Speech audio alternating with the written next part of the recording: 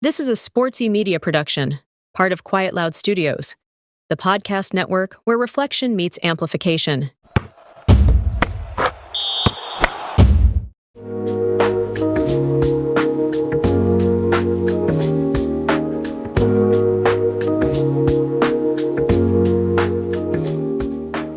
Alrighty, everybody. Thank you so much once again for tuning in to the RAV podcast, Raw, Authentic, and Vulnerable with Jacob Newton.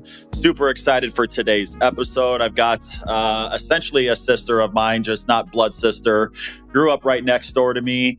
So she got to experience my childhood, Sarah's childhood. We got to experience a little bit of hers. Her and Sarah, to this day, are still best friends. They were best friends then. Sarah got to experience a lot more of what Camille was going through, but I am just so happy, grateful, feeling blessed that Camille is willing to come on here today. She has an incredible story. And obviously, as we know, this podcast is all about authenticity, raw, vulnerable. But before we get going, before I hand it off to Camille to introduce herself, once again, just thank you so much to everybody at SportsEpreneur for creating this platform for me.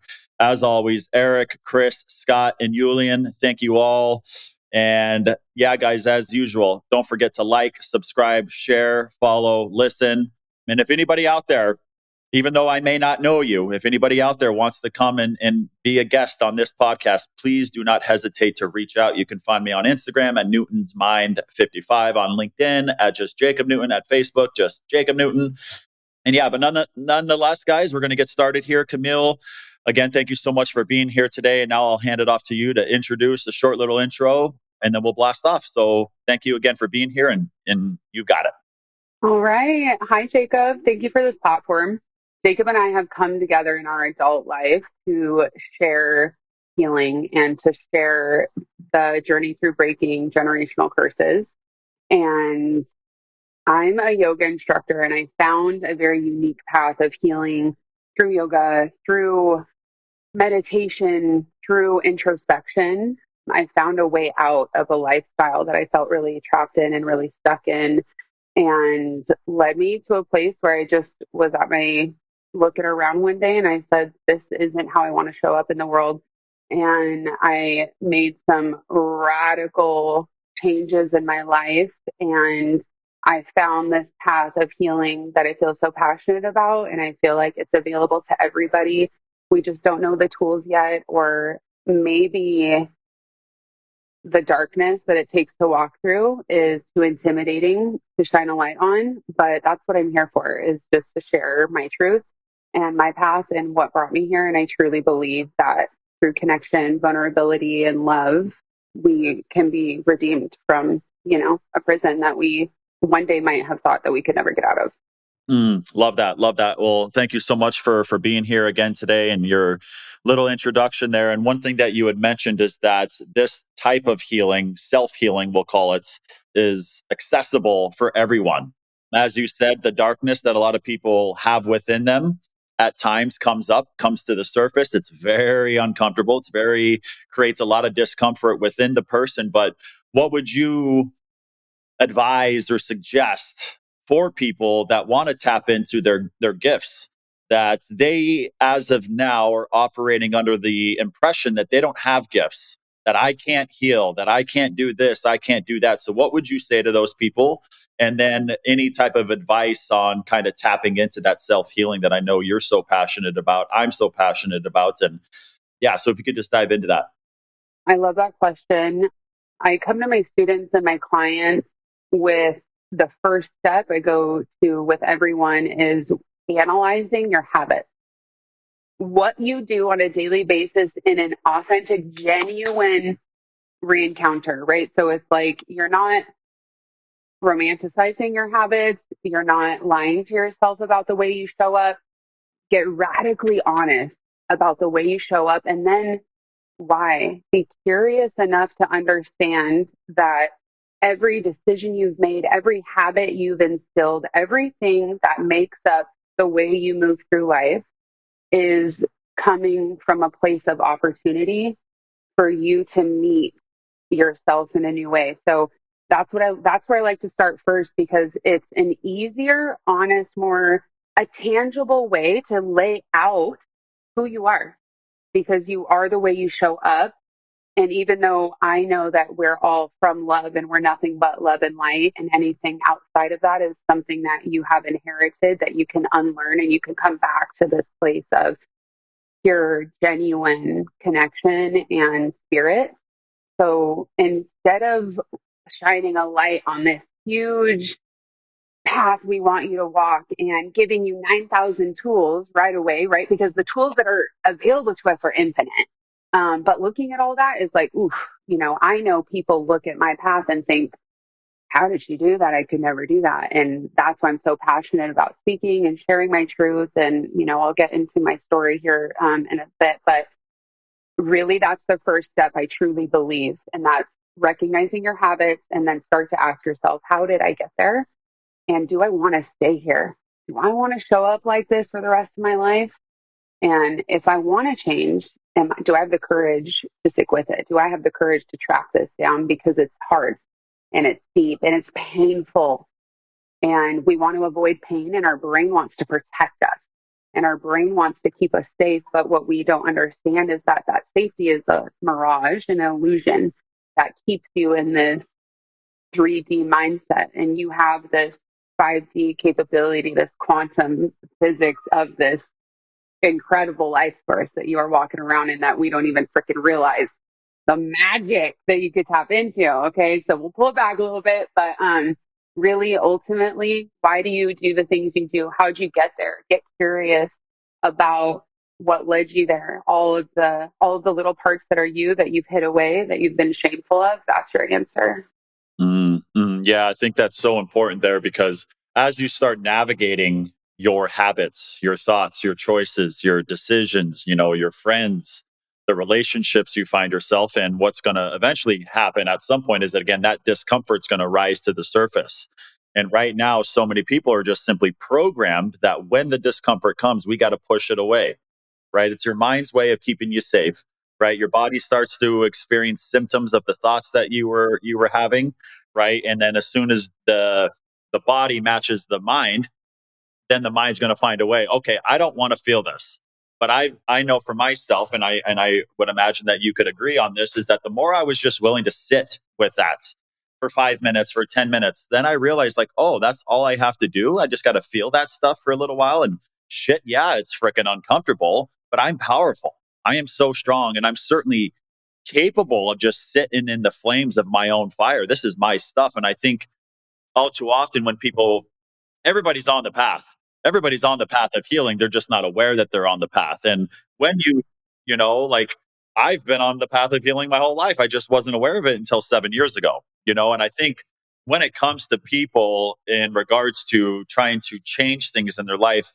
unfortunately, right now, people are stuck in searching outside of themselves. What do I need? Like, what do I need to eliminate out there so that I can, again, feel okay?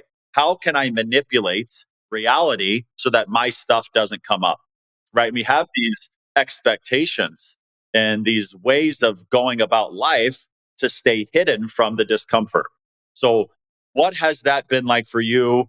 Before we dive into your story, I'm so excited to hear it, but when you first became aware of the powerful human that you are, what was the process like for you in regards to sitting in the flames of your own fire to start, and then where are you at now in your present life? Yes. When I started this awakening, understanding who I am, the shedding of all the things I wasn't, I really immediately believed wholeheartedly that I couldn't help myself. I believed wholeheartedly that I needed all the mentorship, all the coaching. I mean, you name a book that's popular in the past 5 years, personal development, I probably read it. You know what I mean? Like, I went so deep into outside sourcing what I could give myself all along. So, not saying that these podcasts and these books and these people that really inspire you to seek a deeper level of healing, that they're not important, and mentorship isn't important. I have several mentors. But what I ultimately have arrived at is that I have the ability, everything inside of me, to heal 100%. I actually could tap into only my love of source and my love of God in the universe and connection. And I know that that'll get me out of anything for the rest of my life.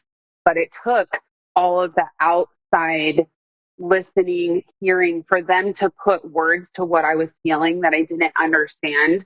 I didn't understand the way that I was living this conditioning, this programming, and this hyper independence that I had cultivated in my life to keep me safe when really I was just needing to be heard and I needed my pain to have a purpose.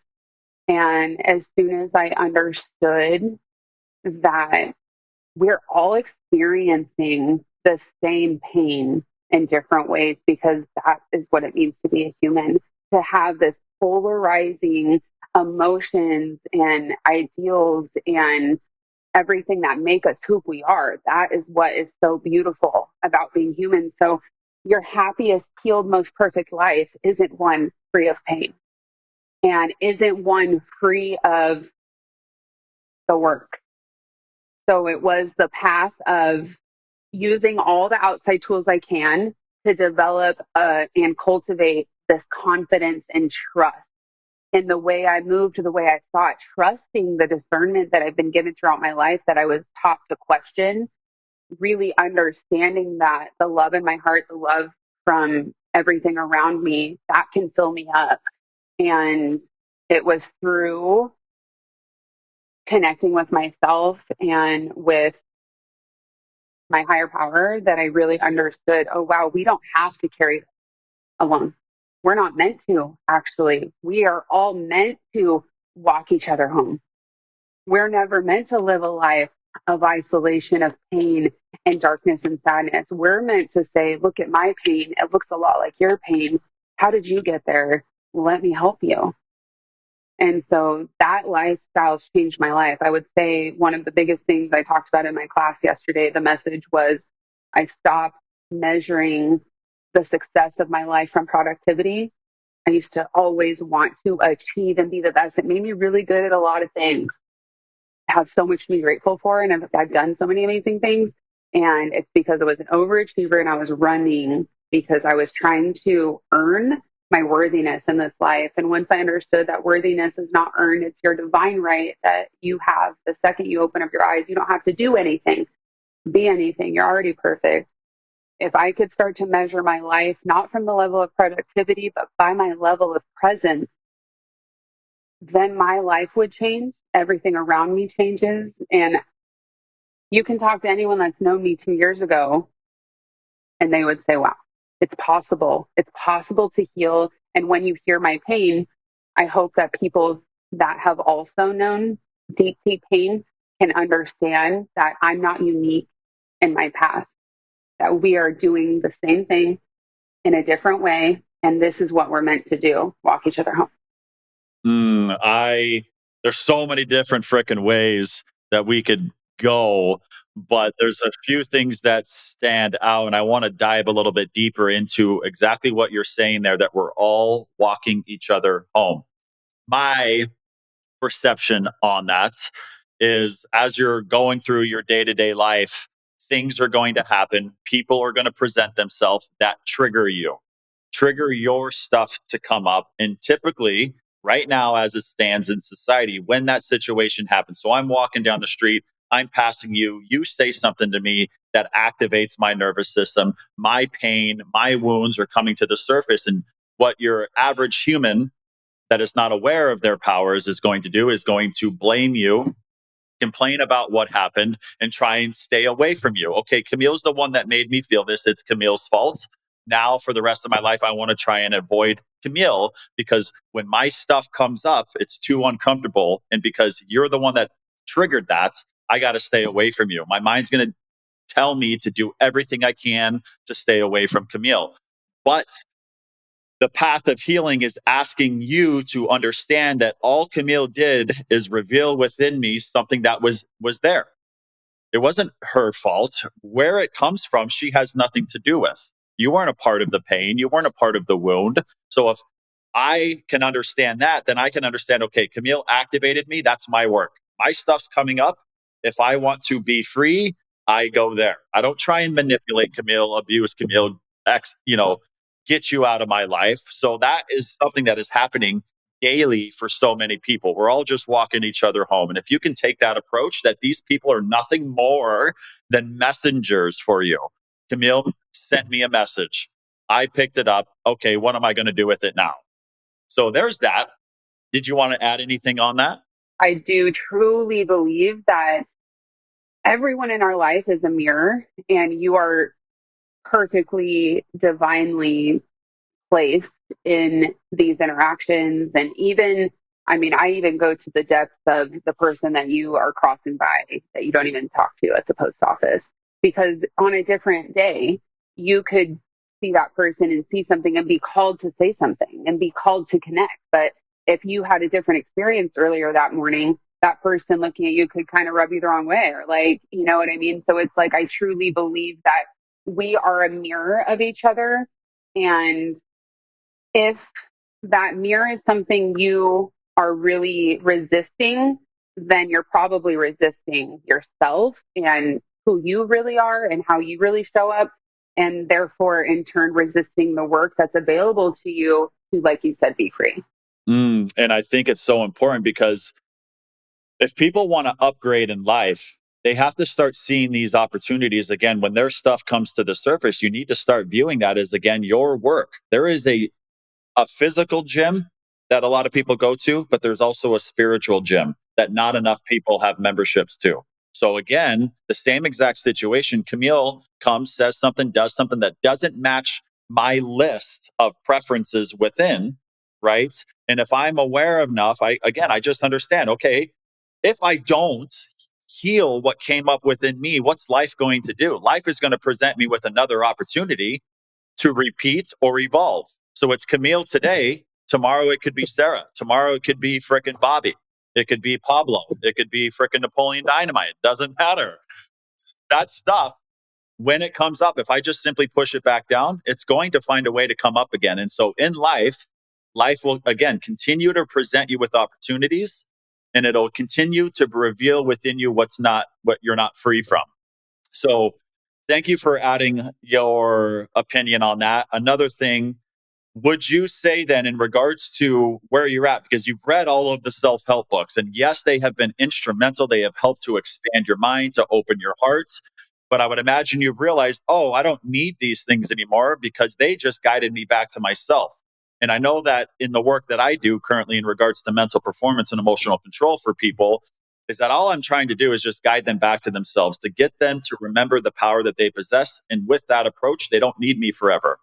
Okay. So would you say then that on your path of reading the self-help books, you had to learn so that you could learn how to unlearn and then relearn? Learn, unlearn, relearn. Absolutely. And in that relearning, so I believe I'm in that relearning phase.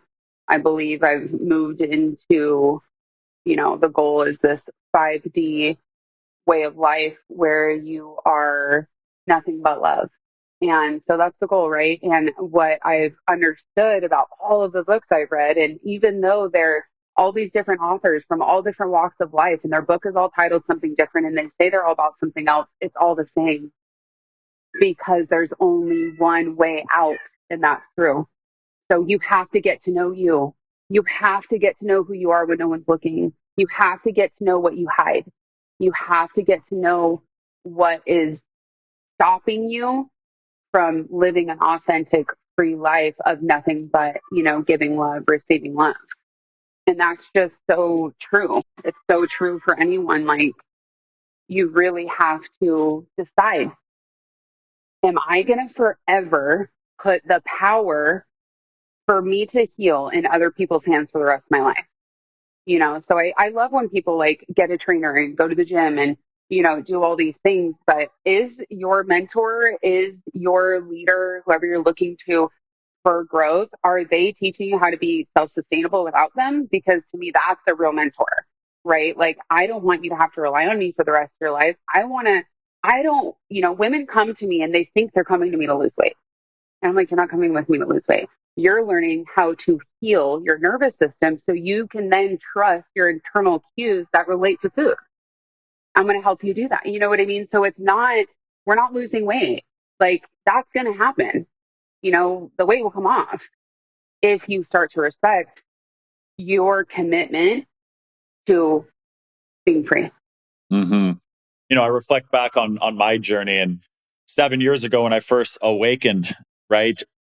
I think all too often when it comes to people losing weight, they're trying to go at their body. And I think people need to start with their mind. Start with how you treat yourself, with how you treat your mind. And then again, if you can start releasing emotional weight, energetic weight, your weight, your physical weight is more of a reflection of the emotional pain that you carry within you, you know? So how often and how many times in your life have you been told by people outside of you to just be yourself? Just be yourself. Just do you. And the issue with that is the fact that so many people, even though they are themselves, they're not ever able to be their truest self. Because if you reflect back on childhood, we had parents that were always doing the very best they could. They loved us. They just didn't know exactly how to love us so that we could be unique and be our own, because they were guarding us and keeping us safe from the same exact things that they didn't feel okay to do. So I would walk to try and go and touch this thing, mom would tell me no. I would go and try and climb up this thing, mom would tell me no. So even though, again, our parents were doing the very best they could, if they were unconscious, all they did was just create a mini me with the same likes, the same dislikes, the same preferences in life. And so it's so hard for somebody that is not in touch with themselves to be told, just be yourself, because they'll try and navigate that. And all they're going to be guided to is mom, is to dad. So I think so much of the healing journey is actually healing the relationship you have with your parents. And if you do that, then you can step back into everything that you are at the deepest level. You're just so many layers around it, you know? And why this goes all the way to your childhood and why that matters so much and why you have to start with how you were raised and the people that raised you and the mentalities. When you start to understand your childhood, you start to see, and this is what I learned through the last 2 years of my life being alcohol free and deciding that I would live the rest of my life breaking that generational cycle of addiction in my family. Through these last 2 years, I've really realized who I thought I was a big freaking joke because I was told, I was these things. So I was raised like, you're so smart. Something my dad told me that I keep with me so, so special. And I realized that he instilled in me. He would say, some people got it and some people don't. And baby, you got it. And so I just grew up with this like radical confidence that I could just like freaking do anything, that I was like freaking amazing. And like if I was in a bad situation, it was kind of always someone else's fault because like I got it and I'm good. So removing alcohol from my life, I believe that a lot of people that end up doing that probably have some type of identity crisis because you realize who you thought you were your whole life was just someone trying to perform what they thought they needed to do. Like I've always like thought I needed to be on and this high energetic person. And even though like me, all systems go, meditating, being grounded in my life, I do show up in a very like high energy, open, vulnerable way. What I've also understood by understanding who I am through how I was raised is that I also have this deep people pleaser in me, and that comes from how I was raised. And there's this song that's viral right now that says like I was raised by a woman that was hard to impress, and I carry that shit right real deep in my chest. And there's a reason why it's viral. People all over the world are trying to heal from a broken relationship with the people that raised them. And freedom comes from understanding that you need to let those people off the hook. And you need to understand that your parents' pain gave you the platform and the ability to heal yours. So instead of like this anger and resentment for how we were raised, you'll probably hear my son in the background. He's living his best life. But instead of this anger and resentment for how we were raised, it can turn into gratitude, grace, and opportunity to be like, wow, they experienced that pain so I could witness it and I could heal that in me. My parents made that agreement before they got here. They got to see it through. I believe that my dad just passed in January, so I'm getting emotional thinking about this because I've really reflected. We had a terrible relationship for the last 10 years because of addiction, but I look at like, damn, he really just did his freaking best. And he was in so much pain. And I admire what he has instilled in me. And I'm so proud of the pain and the way I was raised, actually, because I wouldn't be this person that understands I'm not a victim. You know what I mean? And like, you can hear my story and you could say, oh, they're a victim of something so tragic. Does it make what happened less tragic? Absolutely not. But I'm not a victim. This was how my life was always supposed to be. And I have the courage to live it. Yeah, it's so powerful. To add on to that, I saw a movie a couple days ago. I don't think you've seen it yet. If you haven't, I highly suggest you go and see it. It's called "It Ends with Us." Went and saw it. It was an extremely powerful movie. All the Really. love, all the joy, all the blessings, Mm. and then just deep stuff that came to the surface in this. Oh, I can't wait to watch it. You'll love it. And what it did for me is it kind of led me into feeling such empathy and such compassion for my parents and understanding that God did not bestow upon them the ability to be the cycle breaker. I know you're the cycle Exactly. breaker in your family. I know I'm the cycle breaker in mine. And so, with this deeper sense of knowing that it was always going to be this way, my dad was always going to be the alcoholic. He was always going to be absent emotionally. And that's how it was always going to be. He is not the cycle breaker. My mom, not the cycle breaker. Me, the cycle breaker. And so at times when I'm like in the depths of my pain and the wounds and the storm is so powerful, at times I can catch myself getting lost in what the fuck, dad? Like, come on, why couldn't you have done this? But again, I understand at such a deep level that it was never going to be him. He was always going to do the very best he could based on his previous life experiences. And just like you, your father, instilled in you a lot of greatness. And so did my parents. And I think all too often on the healing journey, we get lost in thinking about the shit that was passed down to us generationally. And we lose sight of the positivity, the positive things that our parents bestowed upon us.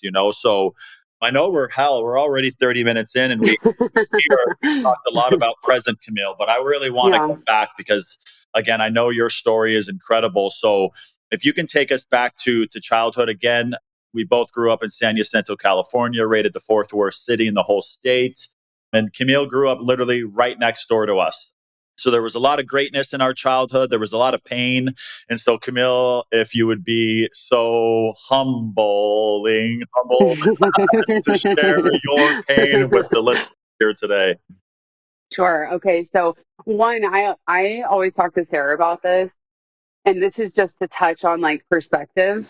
So your home was my safe space growing up, and your family was my idealistic fantasy of what a family was. I felt so loved in that house. I felt so taken care of, and I was fighting for my life next door. I was raised by two people. My stepmom came into my life when I was 2, did everything she absolutely could to show up for us and to be there for us. There was a huge disconnect in the way we treated each other as a family. And I quickly became very aware of this rage inside of me. And so I was very happy at school and I was straight A student and all the extracurricular stuff. And I was so sure that I was going to leave, go to college. My life was going to be great because the problem was my home and the problem was my family. And I couldn't stand them and I couldn't wait to leave. And I was just ready to just be done with my dad. And I would come home and there'd be a lot of addiction.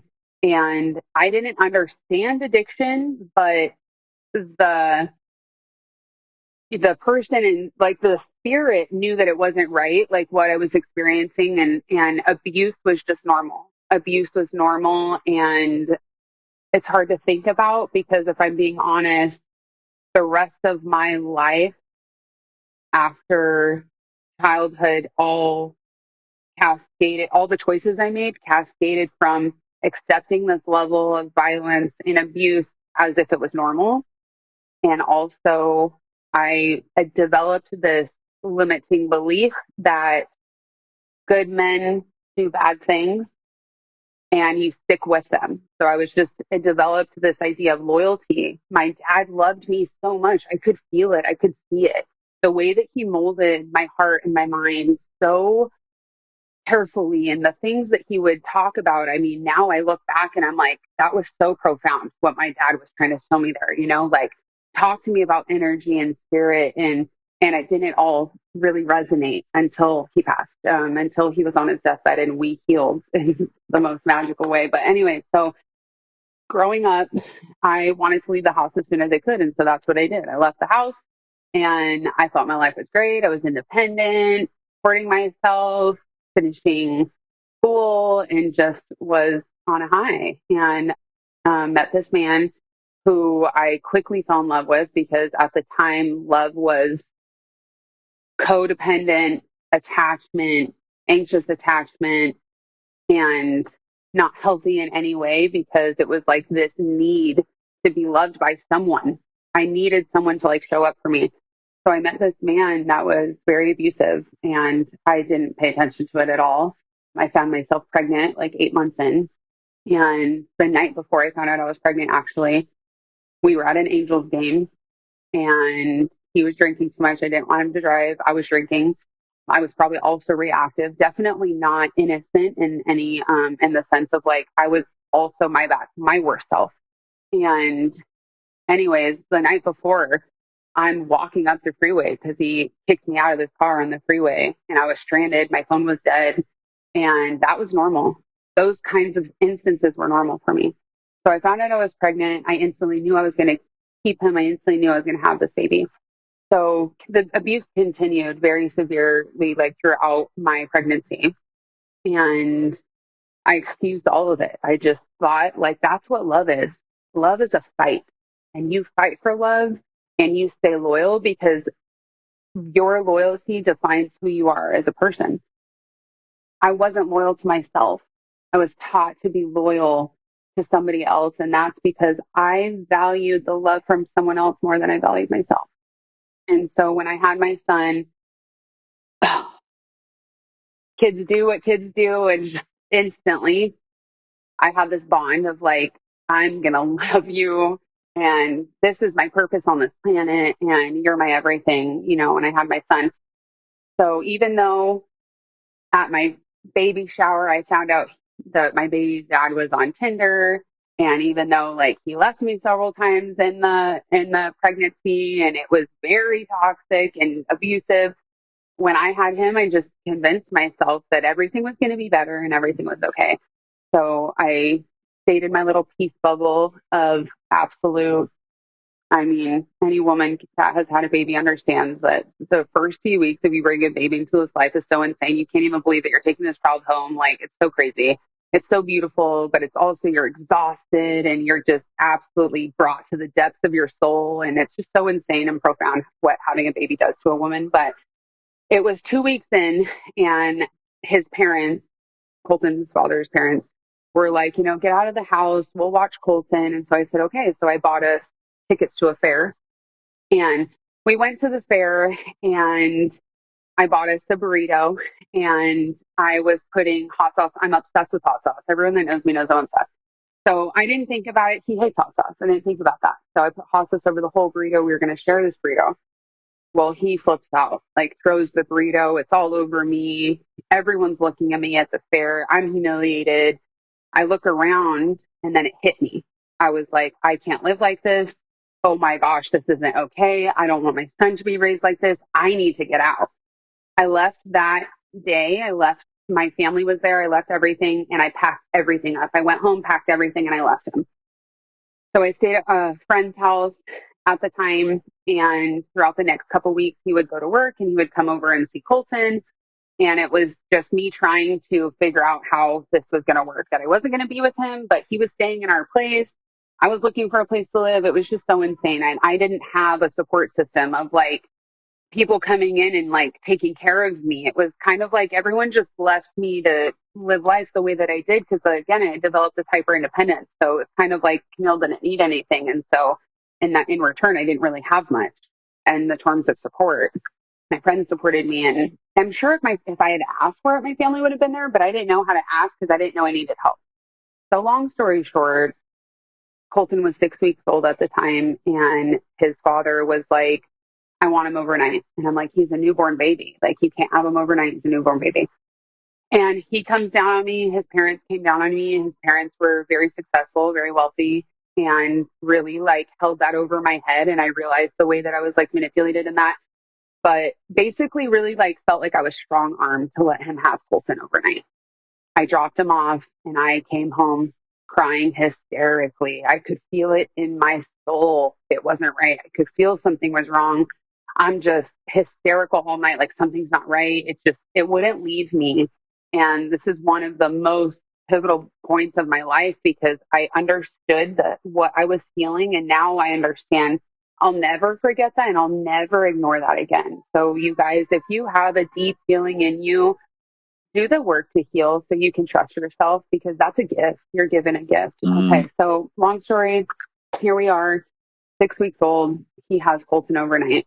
I'm distraught all night. He's like, stop bothering me. Like, I'm checking in, texting, right? Like, is he okay? Da, da, da. And he's like, you're controlling. You're, all these things like, leave us alone. Like, I'm his father. You don't have the right. And it's like, he's saying things that I like actually am believing, like, okay, I need to let go. Like, I'm trying to be, I'm still believing what he's saying over paying attention to me as a mother and my needs, right? Like, I'm already betraying myself over and over and over again to value somebody else and put their needs first. So the night went by. I wake up the next morning. I text him at 5 a.m., I think. And I said, is everything like, how's Colton? Yeah, or how'd the night go or whatever? And he's like, you need to come home right now. So I literally, like, I felt it, like that urge. I felt it. I grabbed the first thing that I could see to put on. And it was this like black night dress, basically. And I'm saying that because it's like, I really didn't realize what was about to happen and how my whole life was going to change forever. So I walk into the apartment and I see Colton. He's 6 weeks old. He's this big. He's 9 pounds. I see him laying flat on the couch and he's twitching. And I'm like, I'm in school for medicine at this point, and I realize it's something neurological. So instantly I'm thinking rationally, and I have this like innate thing inside of me. When things start getting crazy, I get very calm and I get very focused. So I wasn't like jumping to conclusions. I was like, what's logically happening here? And I'm going through his symptoms and I'm like, he has bacterial meningitis. We need to get him to the hospital immediately. We get him to the hospital. I know the doctor that takes us in, like, hey, Camille.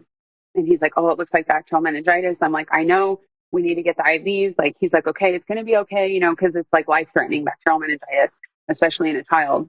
He's like, we just have to do a scan real quick, just as protocol. Then we'll start the IVs and everything. I'm like, okay.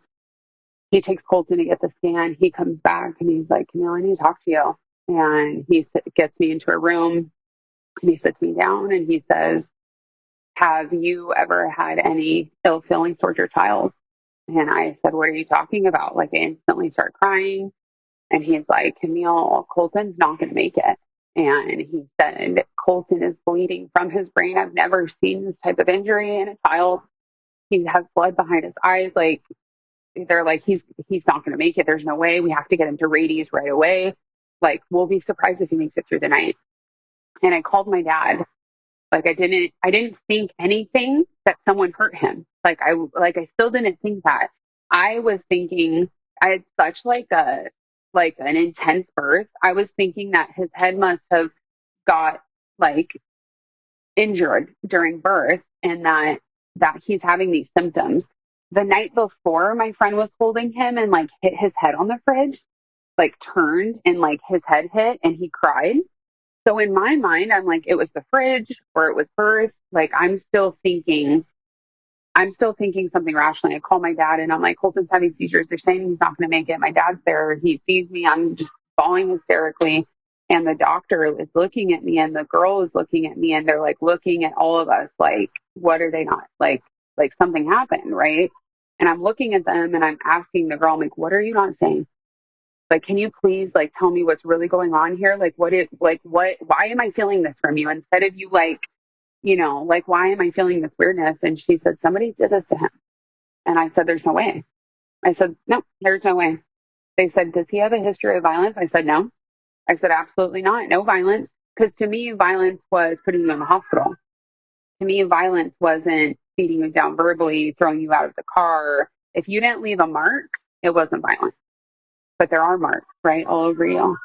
So Colton gets life flighted to Rady's, and immediately I walk in. I know how the medical system works. I say, drug test me. Like, take my hair, drug test me. I know that this is going to be an investigation. I can't wait. I need to find out what happened to my son. I'm being as forthcoming as I can. But right away, they're like iffy about Mike. Like I can feel that everybody's like, he did this. And I wanted to be loyal to Mike. And I believe like his family came in, the Mormon church came in, and they just sunk their teeth into me. Everybody around me, everybody in his camp sunk their teeth into me and started to formulate this belief system that he loved me so much, that he wanted to protect his child, that he didn't do something, that someone else must have done something.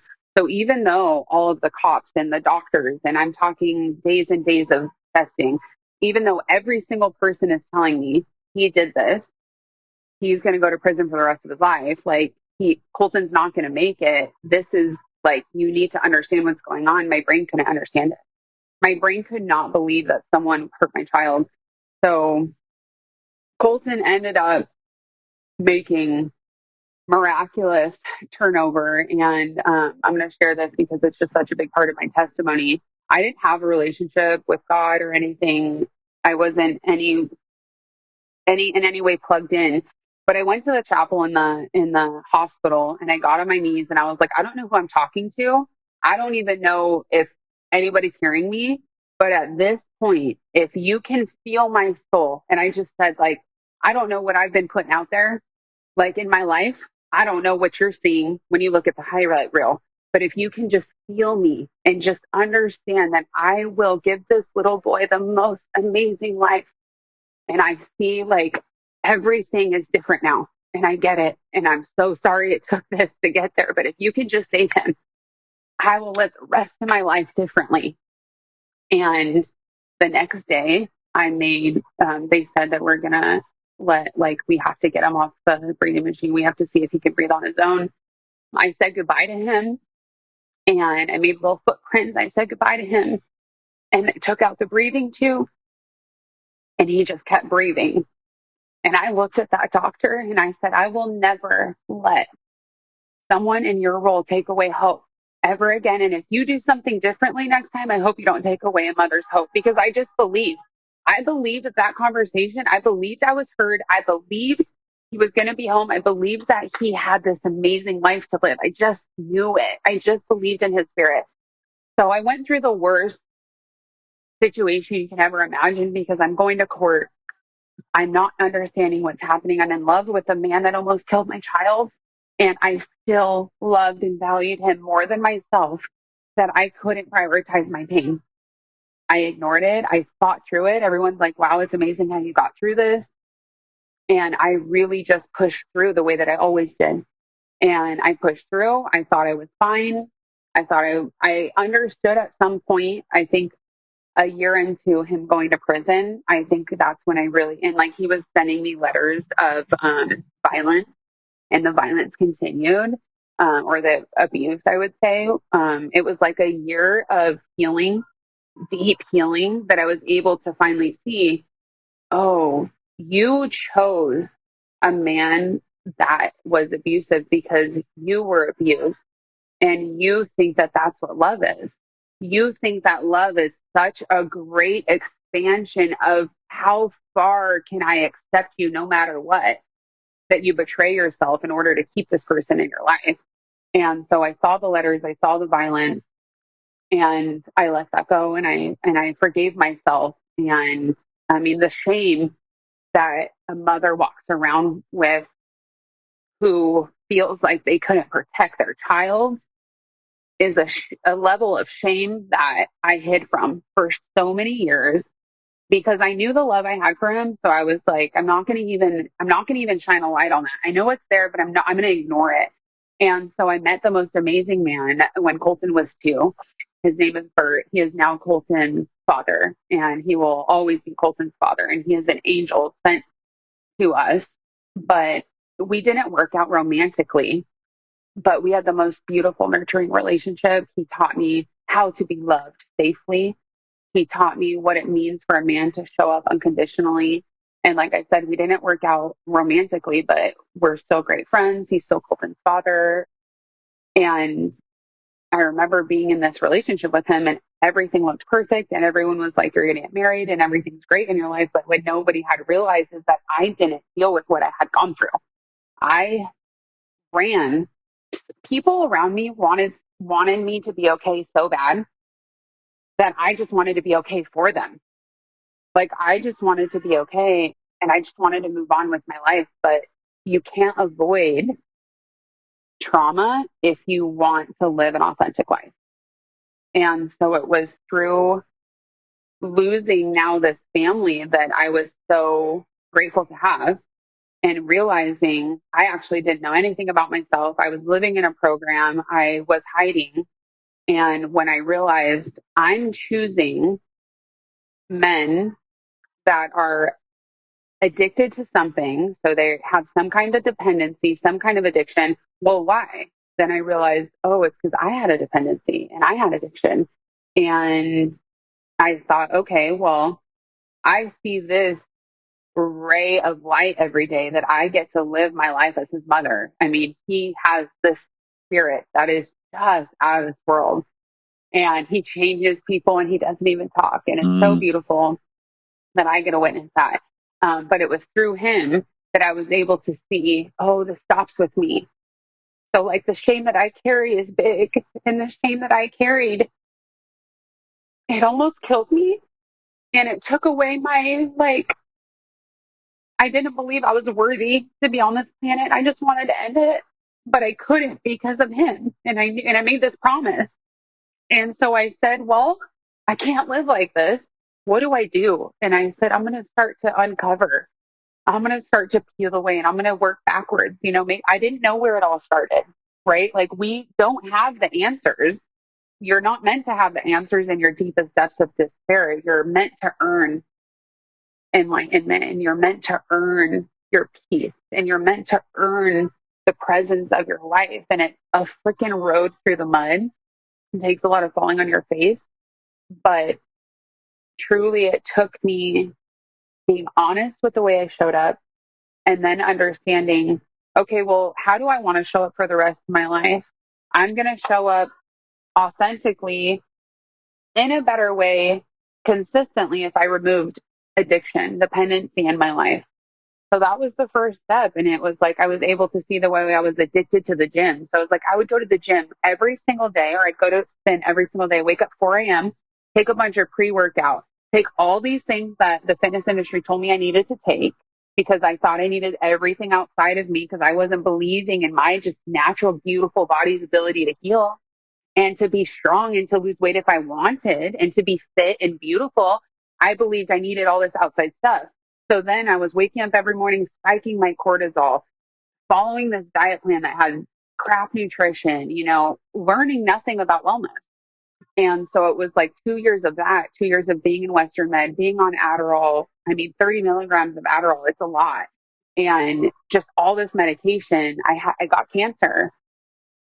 I fought cancer and they told me, keep living your life. There's nothing you could do to get better. And that never sat well with me. And being in Western medicine, I didn't have any answers. I just felt worse with every medication they gave me. And then I looked at my son and I saw, oh, he is living the same life. So 2 years ago, by removing alcohol from my life, I freed up energy that was leaking. So then my energy stopped leaking in all these places. I was able to see, oh, okay, the next phase of our healing is breaking free from a system that doesn't want you to heal.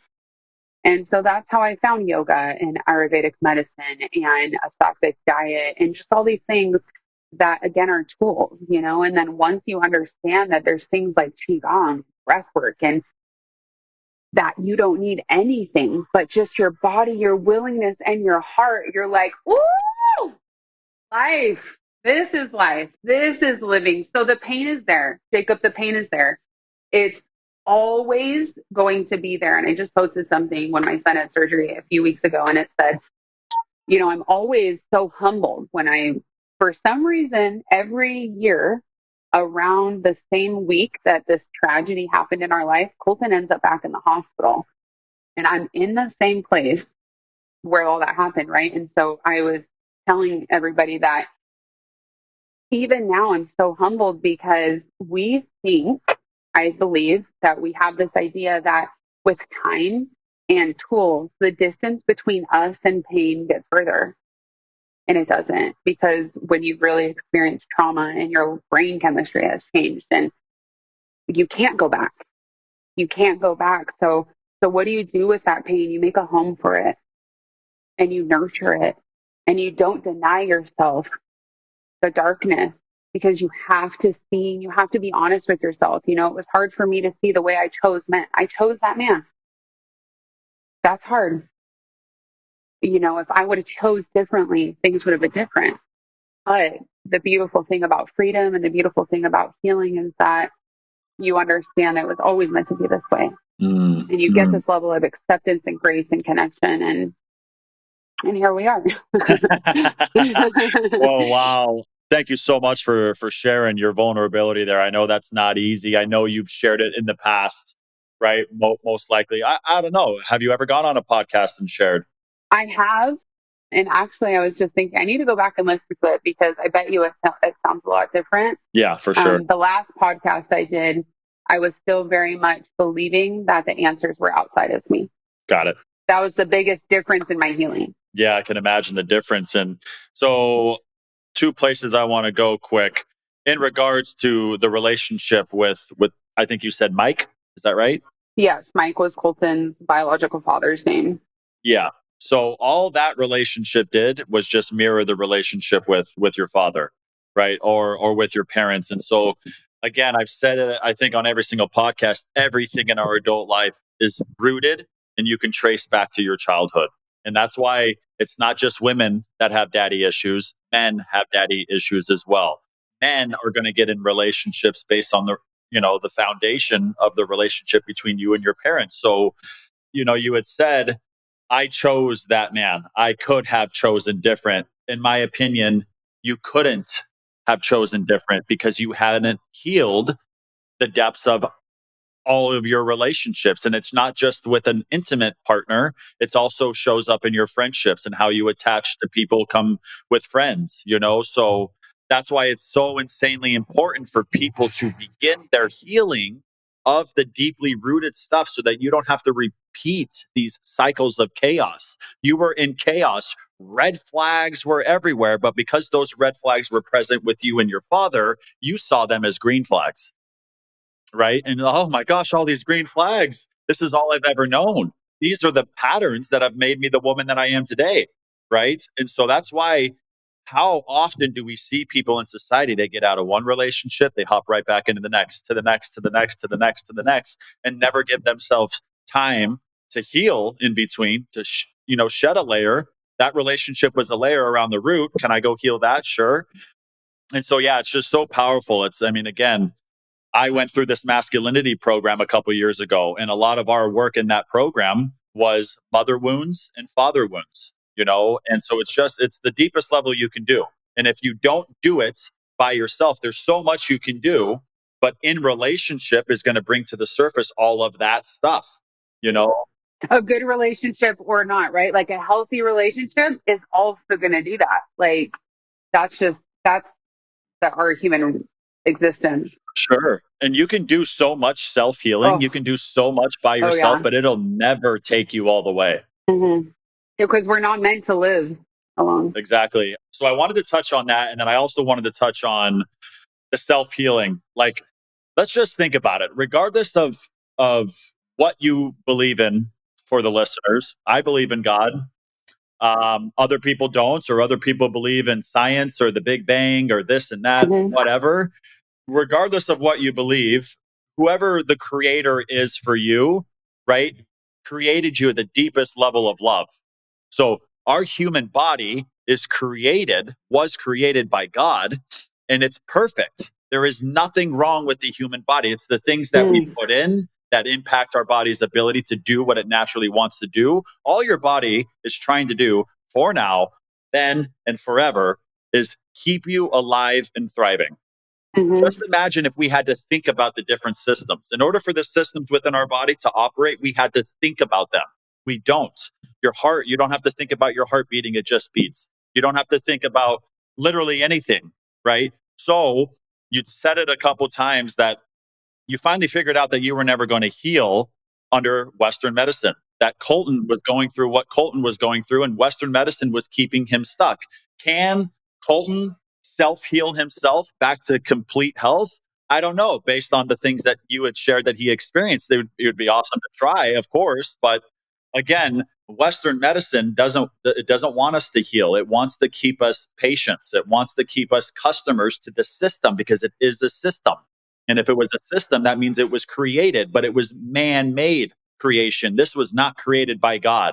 Western medicine is whack. Eastern medicine, our body's natural ability, like you said, breath work, qigong, meditation, visualization. There's so many other things like to help you regulate your nervous system. But if you go into a hospital and you talk with a doctor, he's got 10 minutes with you. 10, 15 minutes. They're not going to get to the nitty gritty of what is at the root cause of your depression or the root cause of your anxiety or whatever. They're just going to say, here you go.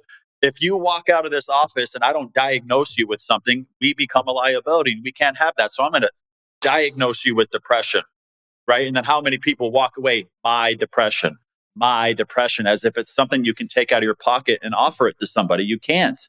Or something that they can never be free from, and that they have to take this pill for the rest of their life, or else Yeah. they really feel like they're losing it because it takes you away from you. You're not you anymore. Yeah.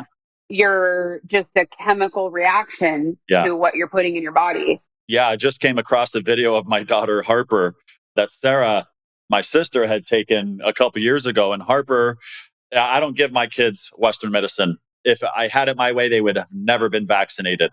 But anyhow, their mom is tapped into Western medicine, gave Harper some type of pill for whatever she was experiencing. And then Harper starts blasting off and listing off the side effects of what she's currently experiencing. I'm tired, I'm angry, I'm X, Y, and Z. And then she got, oh, and I actually think that memory loss is one of the side effects. That's why I can't remember all the other ones. And I I love just Little H. started. That's my Yeah, she girl. gets it. So yeah, again, guys, our bodies, it's the greatest instrument in the world. The greatest. Your breath is the most powerful tool that we all possess. That's the most common commonality between me and you, and between me and you and every single person on this planet. We have access to our breath, right? And your breath is life. It's unbelievable what that thing can do for you, you know? Oh, don't even get me charged up. That's another podcast. I know.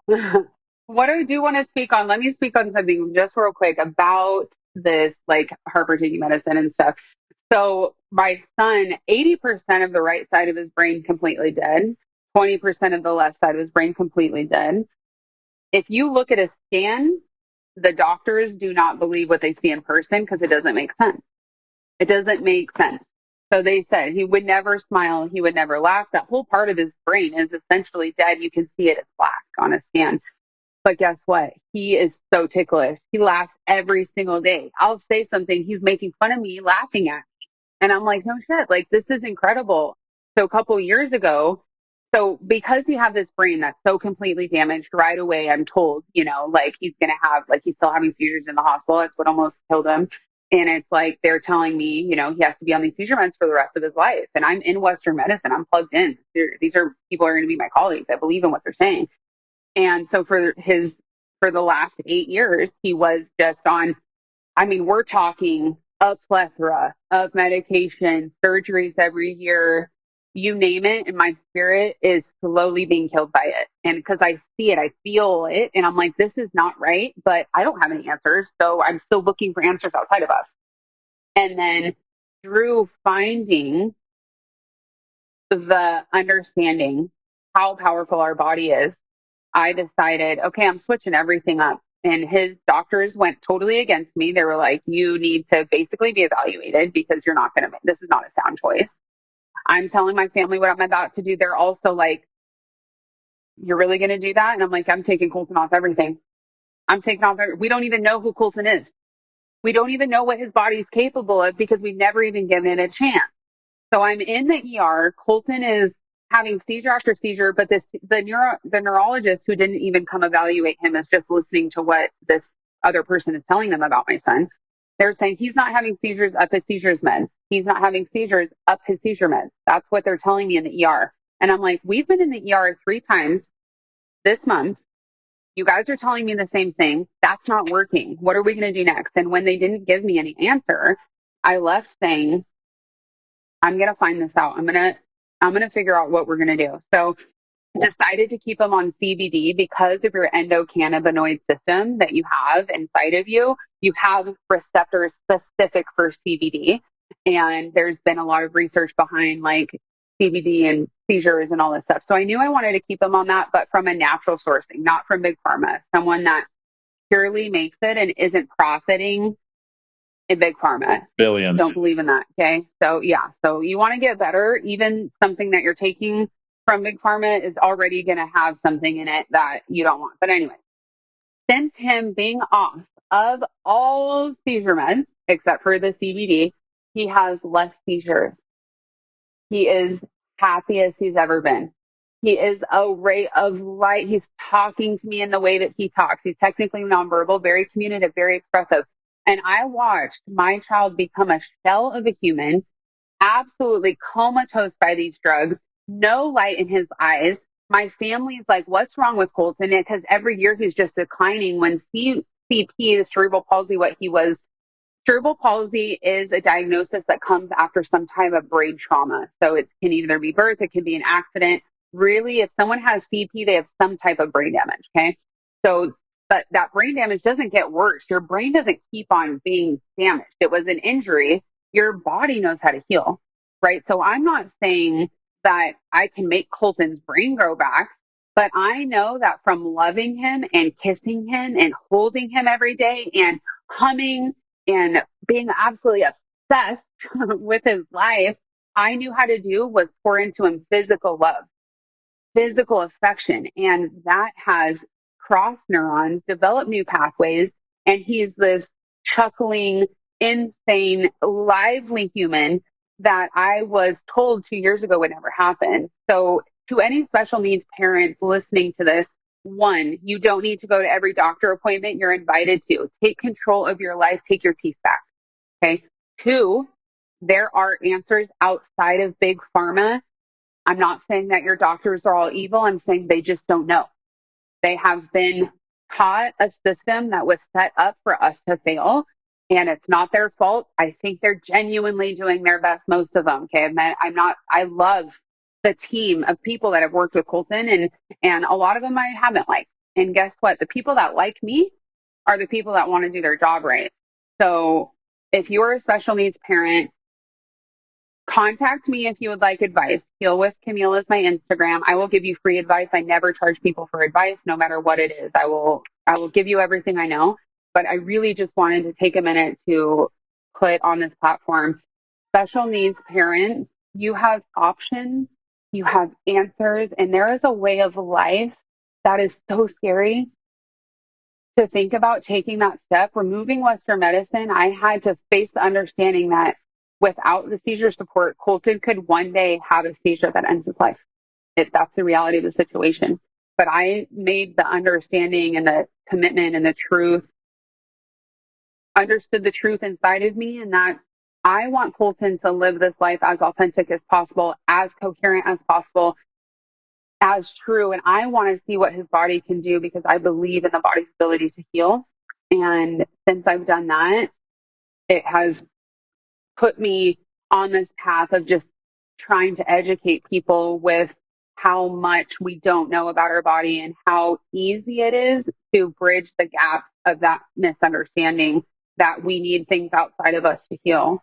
Yeah, I think it's so important to talk about. And again, I know this is a controversial conversation here, but the same system that put the medical system together is the same system that put the education system. And there's a reason why we weren't taught these things. There's a reason why everything we were taught in elementary school is irrelevant outside of writing. It's all based on money. Yeah, it's writing and reading. Everything else, I don't remember anything from elementary school. I don't remember anything from high school, from middle school. Actually, nothing. It's all fucking whack. It's all taught to you for a reason, to create more slaves, to go to corporate America and work for the same people that have put and designed everything.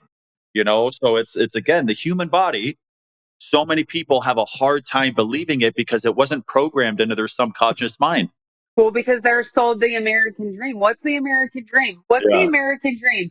Okay, the American dream is going to school, becoming so outrageously in debt. Let's hope your degree, you can get hired right away, because that's what most people are finding now, that they have this degree and they can't even get hired. Okay, but so then you're in debt. Now you're starting a family. You have to buy a house. You have to buy a house so you know that you've made it. So you have to buy a house and you have to have a nice car and you have to follow these societal expectations of the American dream. And then you find out you're wore down, you're exhausted, you're not pouring into your spirit, into your soul, you're pouring into the meat suit. And so now you're disconnected from connection and love and light. So the American dream, I've erased that, freaking threw that in the dumpster. And I realized the American dream for me is to affect the tiny little world I live in, the tiny little community. But that starts with me. That starts with me understanding that every day I need to check in with my subconscious. I need to check in with the self-limiting beliefs, and I rewrite the rest of my life is a testimony of a rewrite. And I just want to keep on rewriting as much as I can. Yeah. There's so many, pages that we need to go and read again, right? In our page of the book of life, our book, each one of us has our own individual book that's being written every single second of every single day, right? And all too often, we're always told, turn the page, turn the page, turn the page. And sure, there are a lot of pages that you can just, turn, and you don't have to go and look at them again. But then as you're floating through life, man, 6 chapters ago, there was a mistake. But because I just simply turned the page, I didn't give that page an opportunity to reveal the lessons that were there for me. So we have to be willing to go back and examine that last chapter, that page, and erase the mistakes and then draw something new in there, right? Yes. Wow, this has been powerful. There's been a lot. Again, we could probably have another episode. I could rewatch this and then pick up a couple more questions, but I know we're at about an hour and 10 minutes here. Is there anything else you would like to share? Any advice, any suggestions? I know you've already shared so much in regards to your story. I know you've already shared so many insights on how people can heal at a different level. But before we get off here, is there anything else that maybe you had in mind prior to that you wanted to share? I guess I just want to talk to the women real quick. And I want to share that there is a life waiting for you where you are your biggest fan, where everything painful you've ever gone in your life has a purpose, and where you can believe in the way you move so much that you have an everlasting effect of everything around you. And it can be effortless, but you have to fight for the work. Stay in it, because if you're still feeling like you're drowning, keep on going, because you're going to get through it. You just have to keep on working. So stay curious, stay hungry for freedom, and you can be free. Identify the way that your habits reveal your pain. Be courageous enough to uncover the source of that pain, and then have enough radical hope. It doesn't even need to make sense. Make a radical hope. Make a wish, make a dream, visualize with everything in your freaking soul that the life that you want to create is right there waiting for you, and you'll get there. I love that so much. And I'm going to come and add on top of that. Women out there, I also want you to know that there are good men out there. There are good Oof. men that can love Yes. you the way you need, not the way you want, because right now you're operating from a place of want. I want this, I want that. And so much of your Place wants, of black. yeah, your wants are coming from your wounds. And I think what happens, and I've experienced this, is that a good man that can bring you such deep levels of peace presents himself to you. And you meet him, and maybe you go on a date or just on a walk or whatever. And because you've become so programmed to chase pleasure, you're going to go and repeat cycles of abuse when there was a man right there that could have provided you with peace. But because it was so foreign to you, you viewed peace as boredom. And so you just went and again, repeated cycles of abuse. And you think it's all their fault. But again, they're just revealing, they're mirroring you. We don't attract what we want, we attract who we are. Ooh, I love that. If you have not healed the abuse that's within you, every single relationship you find yourself in is just going to be a reflection of that. So if you want that to change, it starts with you changing. And again, I know at the root cause of this societal chaos that's taking place in the feminism, at the root of that is men and how men have abused and manipulated women for far too long. And so women are lost in being overly masculine and grinding and got to go do this and do that. And women are fucking exhausted. Your souls are tired. Your spirit is tired. And you're caught in this societal grind. I don't need a man. I am here to tell you that you do need a man and I need a woman. And if we didn't need each other, we wouldn't be here. There would just be men or there would just be women. But God said, here you go. Here's a man. Here's a woman. Y'all need each other. Let's come together and let's create frickin' peace and harmony on this planet. You know? Woo! I want to tell women, find a man that doesn't have you betraying yourself for. Because I'm recently just experiencing this and I can't even talk about it because it's so forcefully perfect. I can't even talk about it. And this is so embarrassing because, gosh, I'm in this like amazing like love bubble. And I've never in my life thought that I could have like all these boxes checked and then boxes that I didn't even have for myself. So I didn't even think to consider someone that effortlessly like regulated my nervous system because they've always been the prize. Men have always been the prize in the relationship to me. I valued them more than me. And so I would betray myself. I would do things I didn't want to do. And I would, be in places perform. Absolutely. Absolutely perform.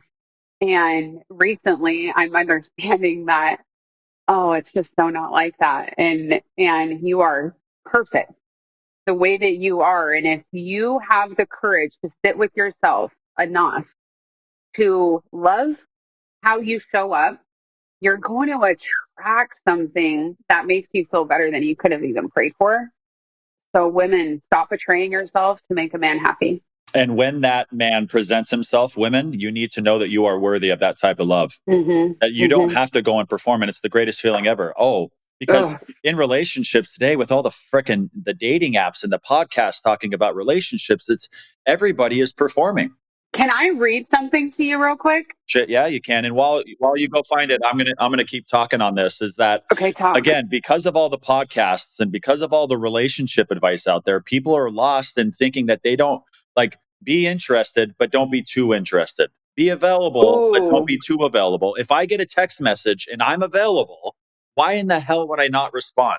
But people in relationships, Brené Brown said, be available, but don't be too available. Okay, I'm available, but I'm going to text you back in 2 hours because I don't want you to think I'm too available. And so you're just performing and it's shit. So there is no authenticity in the dating world right now. Mm-hmm.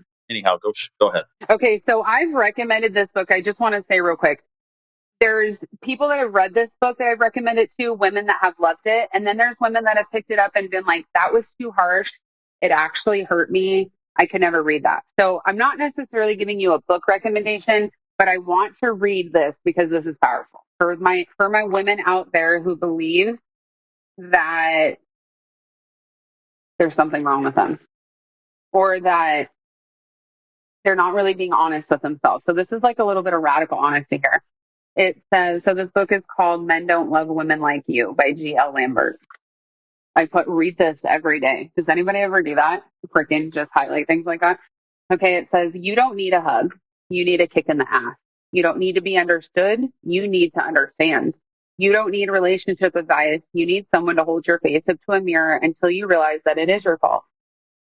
You made mistakes when you were younger. You keep making mistakes as you were older. And how did you better yourself each time? You lied. You place blame on age. You place blame on friends. You place blame on parents. You place blame on men. It's everyone's fault except yours. And here you are again trying to learn how to do better while clinging on to the notion that nothing is wrong. Lies keep you from crying, but they won't make you any happier. The truth is, this line changed my life. If you loved yourself as passionately as you love the idea of a man's validation, you would be unstoppable. You are at crossroads where you can either follow the truth or swallow the lie. I'm offering you the power to rewrite life itself. This isn't a book. This is the mirror you sent for. And so I just want to say, speaking on that, is that we have to be honest with ourselves. We have to be honest with the way we show up. We have to be honest with our habits. Through radical honesty, you're going to see the shit and it's going to suck. But then through love and compassion and grace, you are brought through. And that is how you heal. Yeah. Yeah. It's so powerful. And last thing here that I wanted to throw in on the relationships is that if it's for you, it comes with clarity. If it's not, it comes with confusion. And women, again, a good man, the man that is for you, instantly, because he is for you, new pathways will be presented when the chaos comes within that relationship. But a man that is not for you will pull you back into those old patterns of generational cycles. And if you are in a repeated thing, a cycle of unhealthy, toxic, negative relationships, just look at your parents. Just take a look at them and analyze their relationship. We could talk forever, huh? I know. But anyhow, that can be it. That's the longest one. I think this is episode, 5. That's the longest we've gone, but it was awesome. It was so powerful. Where can the listeners find you? I know you had mentioned your Instagram earlier, so can you do that again really quick? Yes, I am heal.with Camille, Camille. I'm in a yoga pose, and you'll see that I share special needs parenting, I share plant medicine, I share movement and tools that can help you regulate your nervous system, find a pathway out, and truly understand what it means to heal. Boom. Love that. Love that. Alrighty, guys. Well, that's going to be it for episode 5. Thank you so much, Camille, for being here today. I am honored. I am grateful. I am feeling blessed that you were willing to come and share that heavy stuff. It was heavy. And I know that there's a lot of people out there that experienced it, moms, dads, that have experienced that same type of stuff that you have. And I'm just so happy for you. I'm so happy for Colton that you guys are continuing your journey together, free from the crap. And you guys have stepped into truth. You've stepped into God, and God is leading the way. Loved you sharing your testimony earlier. I am on that same journey as well. But nonetheless, thank you to everybody at SportsEpreneur for, again, creating this platform. For all the listeners, thank you for your continued support. Don't forget to like, share, follow, subscribe. We are going to continue going. This is going to be the #1 mental health podcast because we tap into truth. We don't tap into crap, into lies, whatever. So continue tuning in. Share it with as many people as you possibly can. Until next time, thank you, Camille. And we'll see you guys next time.